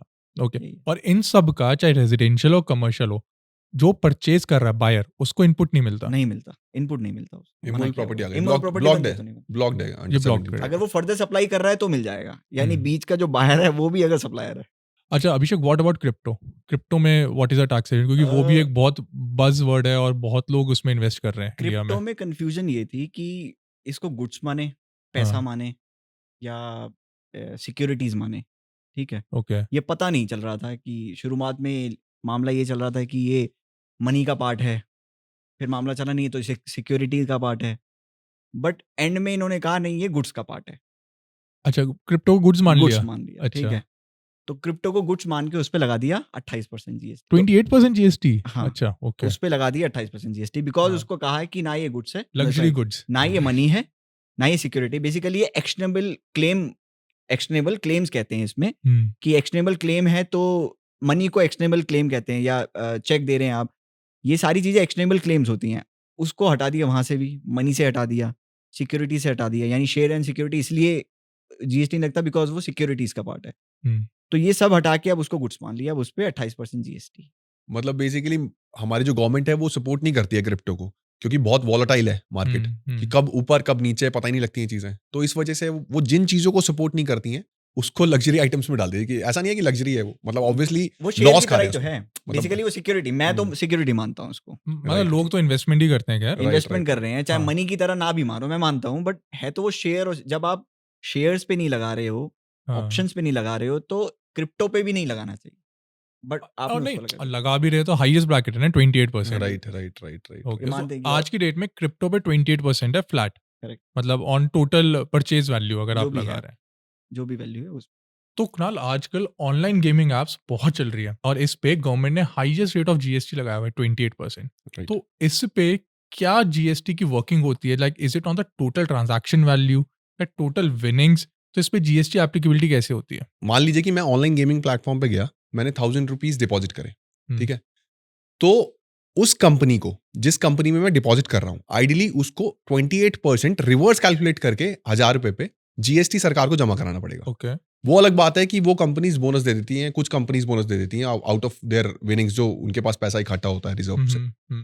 तो simply 28% of the total deposit reverse calculate करके वो जमा कराती है। विनिंग्स पे वो कंपनी जो ऑनलाइन गेमिंग खिला रही है आपको, वो 30% का टीडीएस आपसे डिडक्ट करेंगे एंड देन आपके अकाउंट में पैसा रिलीज करेंगे। तो आप ये कह रहे हैं कि मान के चलिए 100 लोगों ने पार्टिसिपेट करा, हम्म, हर बंदे ने 100 रुपए दिए, राइट, ठीक है, तो 10,000 रुपए हुए, राइट, तो उसमें 28% जीएसटी लगेगा, बिल्कुल, हर बंदा जीएसटी देगा उस पे। राइट। अब उन 100 में से एक बंदा 1,000 रुपए जीता, हम्म, तो उस बंदे को 30% टीडीएस काट के 700 रुपए मिलेंगे। बिल्कुल, तो गवर्नमेंट को 28% उन 100 के 100 लोगों से मिले, 10,000 रुपए मिले, बिल्कुल, एंड जो बंदा जीता भी उससे टीडीएस भी मिला। बिल्कुल। इसमें कैच ये है कि कुछ कंपनीज ऐसी हैं जो कि इंडिया से ऑपरेट नहीं कर रही हैं, ठीक है, वो कर रही हैं आउट ऑफ इंडिया से ऑपरेट। तो उन्होंने कुछ अकाउंट्स अपने रेंट पे लिए हुए हैं। तो जैसे मैं अपना पर्सनल एक्सपीरियंस बताऊं, मैं एक गेमिंग प्लेटफॉर्म पे गया, मैंने उस पे 1000 रुपीज डाले।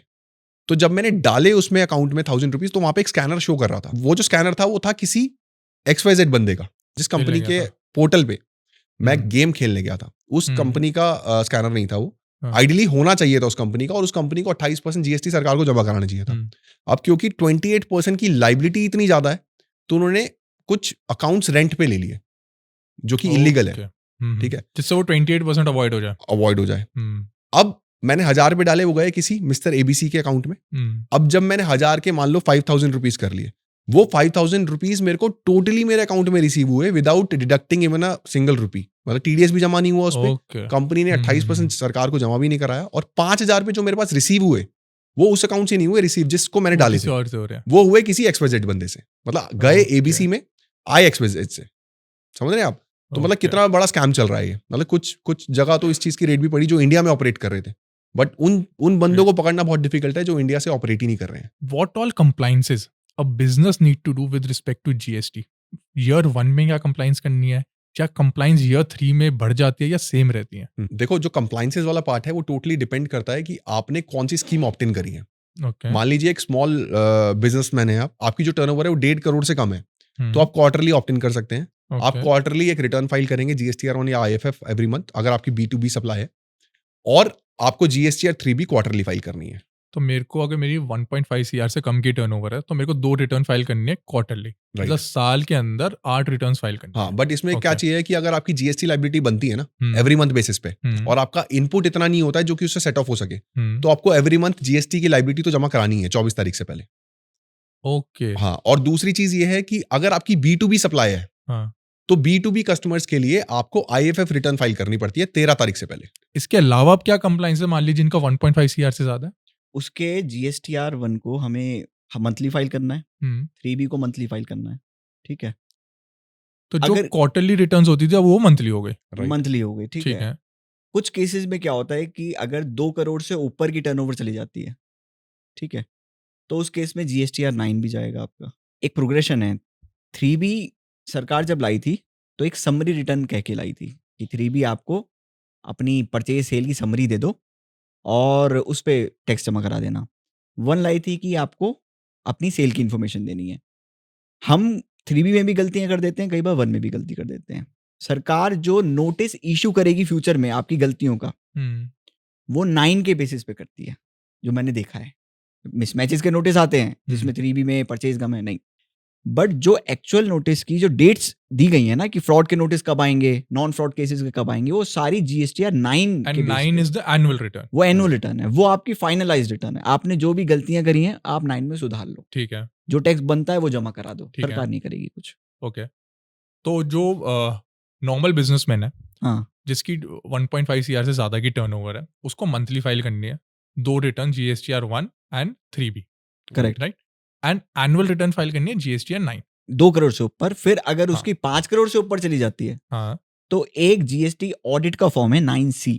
पहले वो CA के साइन लगते थे उसमें, अब वो बिजनेसमैन खुद भी कर सकता है। What are some of the very common GST notices which you have come across कि ये जीएसटी नोटिस तो भाई आपको आ ही सकता है अगर आपने ये गलती करी है तो?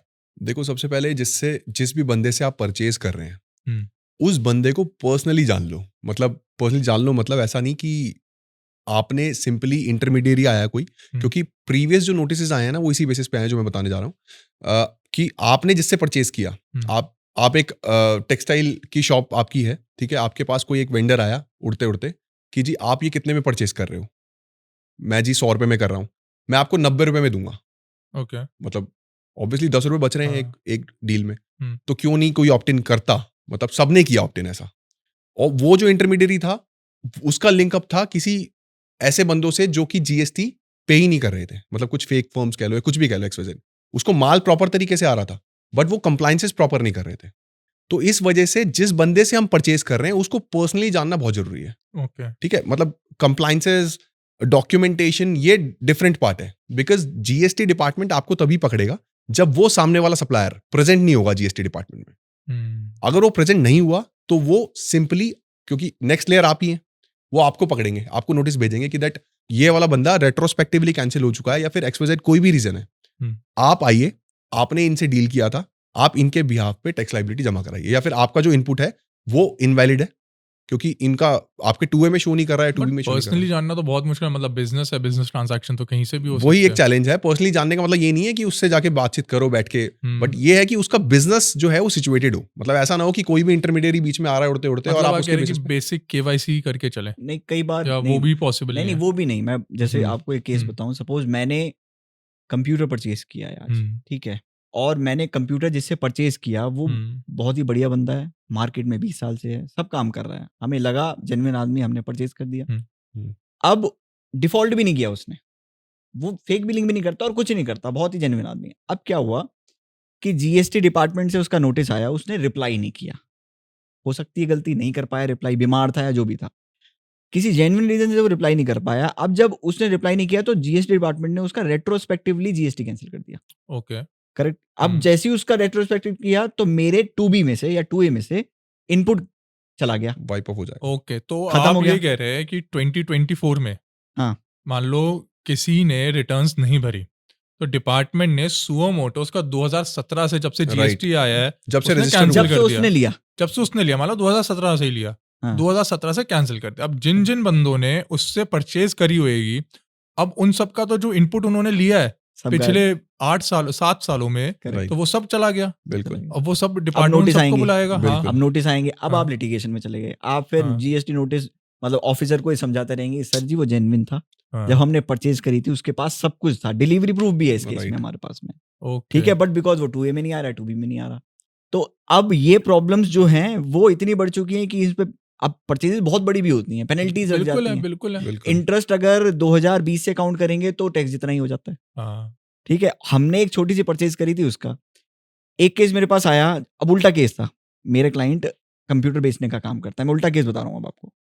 कंप्यूटर बेचने का काम करता है, एक कस्टमर आया, वो B2B था, ठीक है, कस्टमर आया, उसने परचेज कर ली हमसे सिर्फ 2 लैपटॉप लेके घर चला गया। अब वो फेक बिलिंग का काम करता था, या करता होगा या नहीं करता। उसके पास एंटीविजन से आया नोटिस, उसने रिप्लाई नहीं किया। अब सेलर Okay. के पास भी नोटिस आ गया कि आपने उसको जो बेचा है ना, आपने हाँ, गुड्स हाँ। नहीं दिए होंगे, आपने उसको, जैसे उसने बाकियों से फेक बिलिंग ली है, आपसे भी उसने सिर्फ बिल ही लिए हैं। हमारे पास नोटिस आ गया सेलर के पास, हाँ, सेलर हाँ, डर गया कि ये क्या था। अब एंटी इवेजन वालों को रिप्लाई करो, अब वो सिर्फ 2 लैपटॉप के बिल से तो सेटिस्फाई होते नहीं, वो तो कहते हैं आप हाँ। पिछले 4 सालों का 4 साल का सारा ले आओ, बैलेंस शीट भी ले आओ, पेंडिंग हाँ। ले आओ। हमने कहा सर 28,000 की परचेज थी, 2 वो हाँ। भी 56,000 हमने सेल किया सिर्फ उनको, हाँ। और हमें नहीं पता कौन कस्टमर, वो तो ओवर द काउंटर सेल हुई है, हमें थोड़ी पता है वो क्या आदमी है। अब ये पर्सनल लेवल पे जाना थोड़ा मुश्किल हो जाता है सेलर को भी और कस्टमर को भी। जो केस 1 आपने बताया वो तो बहुत नॉर्मल केस है, मतलब आज की डेट में बहुत सारे केसेस है, और ये कोविड में तो ये जनरली बहुत लोगों के साथ हो रहा था। कोई एक्सपायर हो गया, किसी का बिजनेस बंद हो गया तो उसने रिटर्न ही नहीं भरी, तो ऐसे तो डिपार्टमेंट ने सुओ मोटो बहुत पहले से सुओ मोटो करके उसने 2017 से कैंसिल कर दिया होगा, बहुत हुए ये, तो लोगों को नोटिस आए होंगे। आए हैं तभी हाँ। तो क्या हुआ फिर, ये मामले गए जब हाई कोर्ट के पास में, तो हाई कोर्ट ने रिलैक्सेशन दे दी, कुछ रिलीफ दे दी कि नहीं ठीक है यार। हाँ। तो सरकार ने एक गेम खेली कि अब 2B में आना चाहिए जी। पहले 2022 से पहले 1 जनवरी 2022 से पहले हाँ, ऐसी कोई अमेंडमेंट थी नहीं सेक्शन 16 में जो ये लाए थे, तो वो थी नहीं अमेंडमेंट। वो तभी तो आई कि नहीं अब 2B में भी आना चाहिए। और अगर 2B में आ रहा है और आपने सुओ मोटो पिछले साल से कर दिया, तो फिर अब 2B में नहीं आएगा। हाँ तो वही तो कह रहा हूँ, वो नहीं आएगा ना अब 2B हाँ, में, तो अब डिमांड बन जाएगी। अब तो 2B पे से भी चला गया ना, वाइप ऑफ हो जाएगा ना उसका जीएसटी यानी नंबर उससे cancel होगा। पहले की डिमांड इसको पे आप लड़ लिटिगेट सकते हैं। कैसे कर सकते हैं हम? तो इसकी हमारे डॉक्यूमेंट स्ट्रांग होंगे, उसके सामने प्रेजेंट करेंगे। कुछ हाई कोर्ट की जजमेंट्स आई हैं जो ये बोलती है Okay. हमारे सपोर्ट में। बट ये क्योंकि अब सेक्शन में लिख दिया है तो बड़ा मुश्किल है proof हाँ। करना। ये 2022 से पहले तो फिर भी आप प्रूफ कर सकते हो, उसके बाद नहीं कर सकते आप। अब आपको ये ध्यान Okay. रखना ही पड़ेगा। एनी अदर नोटिस जो आपके क्लाइंट्स को आते हैं या बहुत कॉमन है जिसका हम एक प्रिकॉशन ले सकते हैं कि हाँ भाई ये नोटिस ना आए? देखो, सबसे जो कॉमन है जो कि हर किसी को आ सकते हैं, वो है कि जी आपका जो GSTR 1 में जो आप रिपोर्ट कर रहे हो, हम्म, उतनी ही लाइबिलिटी आप GSTR 3B में पे करें। सबसे नॉर्मल जनरल नोटिस जो रिसीव हो सकता है बिल्कुल इमीडिएट बेसिस पे। मतलब और तो नोटिस ऐसे हैं जी, आज आपने कुछ किया, उसका रेपोकेशन आपको मिलेगा 3 या 4 साल बाद, ठीक है। ये वाला नोटिस ऐसा है कि आपकी जी 3B रेड हो गई है, आपको इमीडिएट बेसिस पे नोटिस सब होगा कि आपकी जी GSTR 1 में जो लाइबिलिटी पेबल थी वो ज्यादा थी और आपने लाइबिलिटी कम पे कराई है। ओके, तो या तो आप उसको जस्टिफाई करोगे जी क्यों कम कराई है, आपकी GSTR 1 में आपने क्रेडिट नोट नहीं इशू किया, जो भी एक्सवाइजेड रीजन था। तो ये बिल्कुल कॉमन है कि GSTR 1 और 3B आपको रिकनसाइल करके चलने पड़ेंगे, ओके, सबसे पहली चीज। हम्म। और दूसरा नोटिस वो आ सकता है 3B और 2A या 2B का, ठीक है, कि जी 3B में जो आपने इनपुट अवेल किया है अपनी में, वो टोटल इनपुट आपका 2B या 2A से कम या इक्वल होना चाहिए। बहुत मतलब बड़े जो आपका reconciliations होते हैं। 2B में आ रहा है आप उतना ही इनपुट ले अपना 3B में। Right right right. Okay. मतलब वही सिंपल वे है इस चीज को, नोटिस को अवॉइड करने का। और एक चीज से और भी बहुत ज्यादा परेशान है लोग। जैसे एक तो ये कुणाल ने बताया कि मिसमैचेस के नोटिस आते हैं, तो ऑटो जनरेटेड है बेसिकली, Okay. कुछ नहीं करते, वो जीएसटी ऑफिसर हम्म, साइन करके दे देते हैं। एक होता है कि आपने परचेजेस करी, जेन्युइन है, हम्म, 2B में भी आ रहा है, डिलीवरी प्रूफ नहीं है आपके पास। बहुत कॉमन है, मतलब आपने परचेज करी है, ईवे बिल है, हम्म, क्योंकि डॉक्यूमेंट जब आप परचेज करते हो कोई भी परचेज गुड्स की, तो उसमें आपको परचेज का होना चाहिए इनवॉइस, आपका ईवे बिल होना चाहिए, हम्म, आपको एडिशनली एक डिलीवरी प्रूफ चाहिए होता है। ओके। लोग परचेज और ईवे बिल को ही डिलीवरी प्रूफ मान लेते हैं। आपको डिलीवरी प्रूफ अलग से चाहिए, अलग कुछ से चाहिए। ट्रांसपोर्टर का, ट्रांसपोर्टर का, चाहे बिल्टी courier हो या गई, कुछ भी हो गया। हाँ, चाहे हाँ, आपने अगर धर्म कांटे पे तुलवाया है, हम्म। वो चाहिए। यानी मेरा मतलब है कि मतलब मूवमेंट आपको का कोई प्रूफ चाहिए। प्रूफ ऑफ डिलीवरी चाहिए। मूवमेंट, मतलब डिलीवरी कह सकते हैं या मूव हुए गुड्स, आपकी Okay. फैक्ट्री तक आए हैं, आपके हम्म। बिजनेस तक आए हैं, वो मूवमेंट का चाहिए। अब वो मूवमेंट प्रूफ करना थोड़ा सा मुश्किल हो जाता है, 2 साल पहले या 3 साल पहले डॉक्यूमेंट नहीं मेंटेन करे थे, और वो जीएसटी ऑफिसर मानता नहीं है और इनपुट्स को वो कर देता है। अच्छा, हम आइडेंटिफाई कैसे करें कि जिनसे हम परचेज कर रहे हैं वो फेक इनवॉइस या एंटिटी तो बिल्कुल सही है या नहीं है, या कल को कुछ दिक्कत तो नहीं आएगी जिनसे हम परचेज कर रहे हो या नहीं? देखो, इसके लिए सबसे हम्म। पहले आप GST पोर्टल पे जाएं। GST पोर्टल पे एक सर्च बाय टैक्स पेयर का ऑप्शन होता है। ओके, उस पे सर्च कर लो कि जी जो ये बंदा है या फिर जो GST नंबर दे रहा है एक्टिव है भी या नहीं। सबसे Okay. पहला, जो सबसे बेसिक, ठीक है। उसके बाद सेकंड वे में आप उससे पर्सनली मिलने जाओ, उसकी फैक्ट्री देखो, उसका प्रीमाइसेस देखो जहाँ पे वो प्लेस ऑफ बिजनेस कंडक्ट कर रहा है, ठीक है। वहां पे एक प्रॉपर ऑपरेशंस रनिंग हो। मतलब ऑब्वियसली बात है, जो बंदा प्रॉपर तरीके से बिजनेस कर रहा है उसका बिजनेस रनिंग वे में होगा। मतलब ऐसा नहीं होगा सिर्फ वो डॉक्यूमेंट्स में काम कर रहा है कि जी laptop just in time purchase ना हो, ओके, कि जी हम लैपटॉप परचेज कर रहे हैं, उस बंदे को ऑर्डर दिया, उस बंदे ने आगे बंदे को ऑर्डर दिया, उसने लिया और आगे दिया। मतलब ये भी एक बिजनेस का थंब रूल हो Model सकता है। है, मॉडल हो हम्म। सकता है, बट उस केस में भी उसका रनिंग हो बिजनेस, ओके, ठीक है। मतलब यही कुछ वेज हैं जिस बेसिस पे आप जज कर एक और सकते है, हैं। जैसे अगर आपने ऑनलाइन में, जैसे कुणाल ने हम्म। बताया कि एक्टिव है कि नहीं वो चेक किया, उसके साथ ठीक में है। आप ये भी चेक कर सकते हैं कि उसने लास्ट रिटर्न कितनी करी है फाइल। राइट। वो ओके। वो एक्टिवली रिटर्न्स भी फाइल कर रहा है नहीं कर रहा है, आपकी हम्म। फ्रीक्वेंसी चेक करें आप उसकी। तो अगर मेजरली कहे तो वो 3 चीज़ें देखना ज़रूरी है। सबसे पहला ऑनलाइन सर्च करिए कि भाई जीएसटी नंबर डाल के वो एक्टिव भी है या नहीं है जीएसटी नंबर। सेकंड, वो रिटर्न्स फाइल कर रहा है रेगुलरली या नहीं कर रहा। एंड थर्ड, उसका फिजिकल प्लेस ऑफ बिजनेस है या नहीं है, एक बार विजिट करके देखिए कि Correct. एक्चुअल में है या नहीं है हम उसका वैसे physical place। एक चीज और करते हैं, हम इंडिया मार्ट पे भी सर्च करते हैं लोगों को। जैसे ओके। हम जब क्लाइंट कहता है कि एक बार बता दो ये हमने परचेज करी है, हाँ, हाँ, हाँ। तो हम इंडिया मार्ट पे भी उसकी प्रोफाइल देख लेते हैं कि वो एक्चुअली में बेचता भी है नहीं, राइट। क्योंकि उस पर ओके। रिव्यूज भी आते हैं कई बार, या ऑनलाइन कहीं रिव्यूज डले हुए हैं, तो वो भी हम देख सकते हैं कि हाँ ये जेन्युइन आदमी है। बाद में तो पता नहीं किसी का क्या हो जाए। ओके। एंड अभिषेक, आजकल इंस्पेक्शंस बहुत हो रहे हैं जीएसटी डिपार्टमेंट से। मतलब हम बहुत देख रहे हैं कि अलग अलग मार्केट्स में जाके जीएसटी डिपार्टमेंट इंस्पेक्शन कर रहा है। तो इंस्पेक्शन करने कोई आए तो ऐसी क्या क्या चीज़ें हैं या ऐसे क्या क्या डॉक्यूमेंट्स हैं जो हमारे पास होने ही चाहिए जिससे इंस्पेक्शन में एक स्मूथली प्रोसेस बन जाए? जीएसटी में 3 चीजें होती हैं, inspection, search and seizure. Okay. ठीक है, इंस्पेक्शन जो आप बता रहे हैं उसमें तो जीएसटी ऑफिसर आया, उसको थोड़ा सा शक है, कोई ऐसा कोई डॉक्यूमेंट नहीं चाहिए, आया, उसके पास ऑथराइजेशन था, वो आया और आके उसने डॉक्यूमेंट्स में परचेज के सारे डॉक्यूमेंट चेक किए, टैली, बट वो बहुत डिटेल चेकिंग नहीं करेगा। ओके। ठीक है, वो डीपली आपके अकाउंट्स में नहीं घुसेगा, आपके हर बिल चेक नहीं करेगा, वो सिंपली इंस्पेक्शन करने आया, अभी शक ही है उसको। उसके बाद जब वो वारंट लेके आएगा, जब जॉइंट कमिश्नर के पास ये इन्फॉर्मेशन जाती है, उसको लगता है नहीं ये तो ये बहुत बड़ा स्कैम है, तो फिर वो सर्च का वारंट देते हैं। तो इंस्पेक्शन के बाद होती है सर्च। सर्च में डीप चेकिंग होती है, उसमें तो आपके डिवाइसेस की भी चेकिंग होगी। अच्छा। आपके मोबाइल के डिवाइसेस की चेकिंग होगी, वो ले जा भी सकते हैं। ठीक है, वो चेक भी करेंगे, कंप्यूटर्स, पर्सनल कंप्यूटर्स भी चेक करेंगे, सारी चीजें चेक करेंगे सर्च में। इंस्पेक्शन में सिर्फ डॉक्यूमेंट्स की चेकिंग होती है। सर्च के बाद अगर उनको लगता है कि नहीं इसमें तो बहुत बड़ा इवेजन है, उस केस में वो सीज कर देते हैं। फिर वो मतलब सीजर में तो सब कुछ ही ले जाते हैं। ठीक है, अपार्ट फ्रॉम मनी, कुछ केसेस हैं जिसमें वो लेके गए, कैश भी ले गए, तो कैश का मना कर दिया कि नहीं आप कैश नहीं ले जा सकते हैं। ठीक है, बट वो सीजर के केस में सामान ले जा सकते हैं। और इन केस ऑफ कि हमारे पास नोटिस आ गया and the officer is not satisfied and he has passed the order, then what are the options available with us? GST notice reply करने के लिए। नोटिस आ गया हाँ। एंड ऑर्डर हमने रिप्लाई भी कर दिया but he is not satisfied and ठीक उसने है। हमारे अगेंस्ट डिमांड रेज कर दिया एंड ऑर्डर निकाल दिया। देखिए, अगर गलती तो ये थी जो on the face of it नजर आ रही है कि जीएसटी ऑफिसर ने ढंग से चेक नहीं किया। ठीक है, आप जाके जीएसटी ऑफिसर से कह सकते हैं सर एक बार और चेक कर लो, उसको कहते हैं रेक्टिफिकेशन करवा लो। ओके। ठीक है, जो कि 99% होती नहीं है, ठीक है, क्योंकि जिसने ऑर्डर दिया है वो गलती मानता नहीं है। Got फिर it. उसके हाँ. बाद जब आपने जब रेक्टिफिकेशन नहीं मानी, उसके बाद आप 3 मंथ्स के अंदर आप अपील फाइल कर सकते हो। 3 मंथ्स के बाद आप अपील फाइल कर सकते हो और वहां आप रिलीफ ले सकते हो। उसमें 1 मंथ का और आप एक्सटेंशन ले सकते हो ड्यू टू सम रीजंस, अगर आपने 3 मंथ्स में नहीं करी अपील फाइल। फोर्थ यानी 4 महीने का है, वैसे तो 3 मंथ मानो आप, +1 तो वो है आपके एक्सेप्शनल केस है, उसमें उनके ऊपर है। बट अगर आपने 4 महीने में नहीं किया तो नहीं हो पाएगी।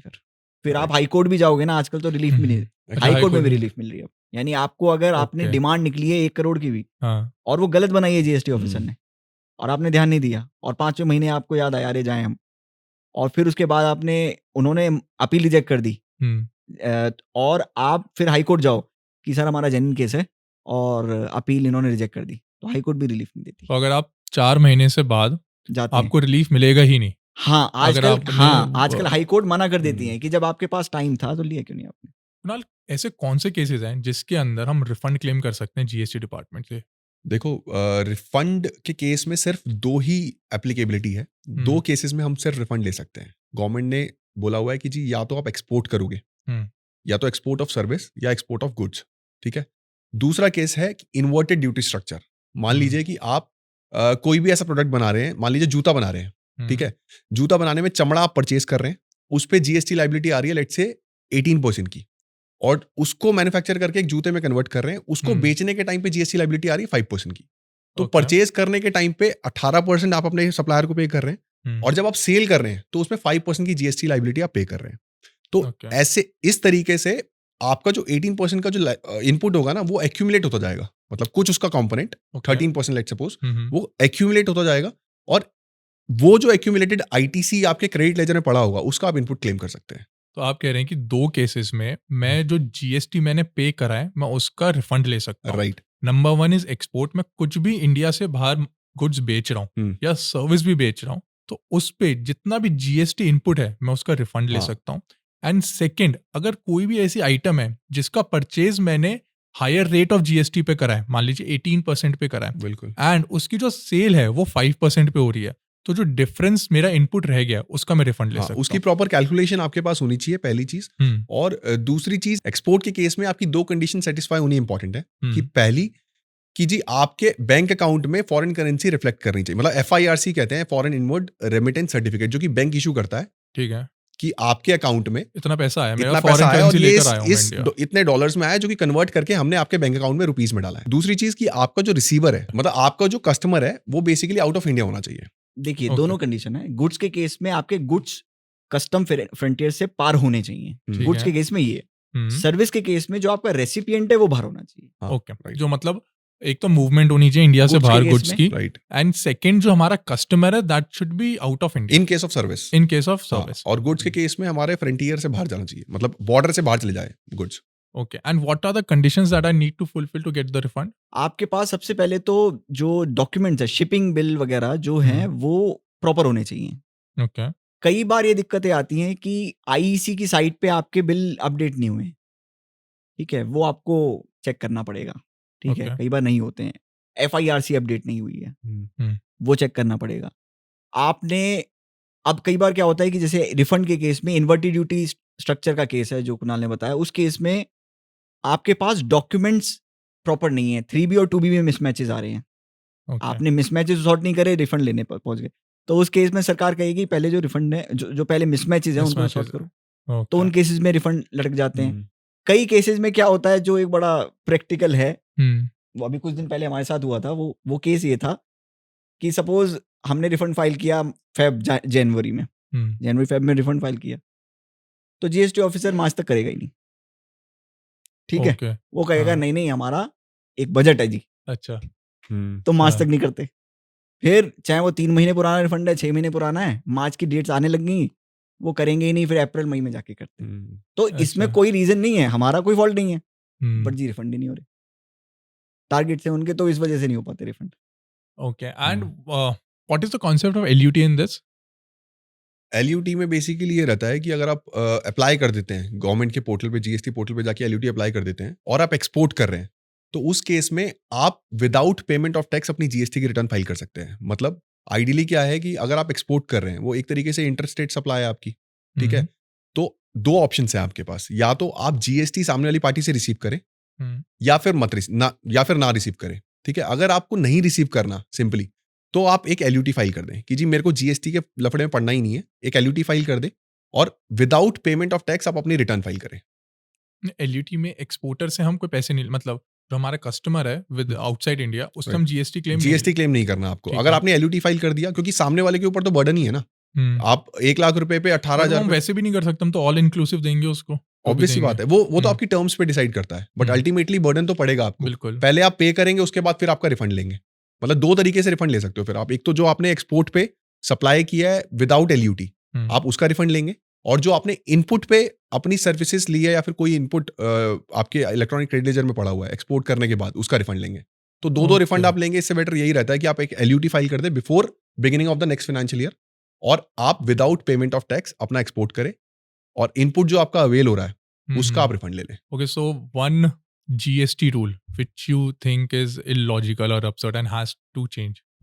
कुछ साल पहले जैसे डिस्ट्रक्शन हुई थी केरला में फ्लड की वजह से, ठीक है, और यहाँ पे भी अभी कुछ दंगे वंगे होते हैं, उसमें अगर सामान जल जाए, सामान जलने के बाद पे जो जला हुआ सामान है, अब गुड्स तो लॉस्ट हो गए, तो सरकार उस पे भी इनपुट रिवर्सल मांगती है। समझ बात को? यानी मैंने तो बेचा नहीं है गुड्स, और नेचुरल डिजास्टर है या फिर किसी ने किया है, मेरी गलती नहीं है इसने, ठीक है, और अब वो जल गया है, गुड्स पे जीएसटी बेचने पे मिलता, अब नहीं मिल पा रहा, तो सरकार कहती है इस पे जो इनपुट लिया था आप रिवर्स कर दो।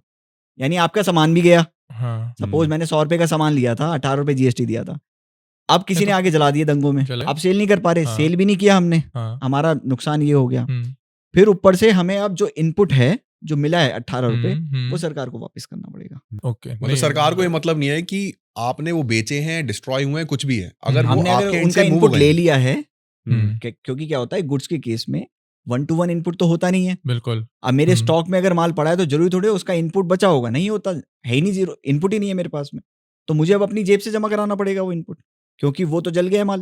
ओके, समझ रहे? तो वो एक लॉ है जो एक चेंज कराना चाहिए। एक रूल जो मैं चेंज करना चाहूंगा वो ये है कि जी हमारी जो नोटिस वाली लाइबिलिटी होती है, मान लीजिए कि हमारा जो जीएसटी ऑफिसर है वो हमें नोटिस भेज रहा है, वो उसका रीजन ये ना हो कि जी आपने जिससे सप्लाई करी है वो फेक था, या फिर वो बंदे ने अपनी जीएसटी रिटर्न फाइल नहीं करी है, हमने तो जी अपनी जीएसटी की लाइबिलिटी उठाई और उस वेंडर को दे दी, मतलब ऑब्वियसली हमने तो अपना बर्डन खत्म कर दिया ना जीएसटी का। अब सामने वाले ने पे किया नहीं किया, आप उस पर कंट्रोल लगाओ, उसकी कंट्रोल की एस्टैब्लिशमेंट करो।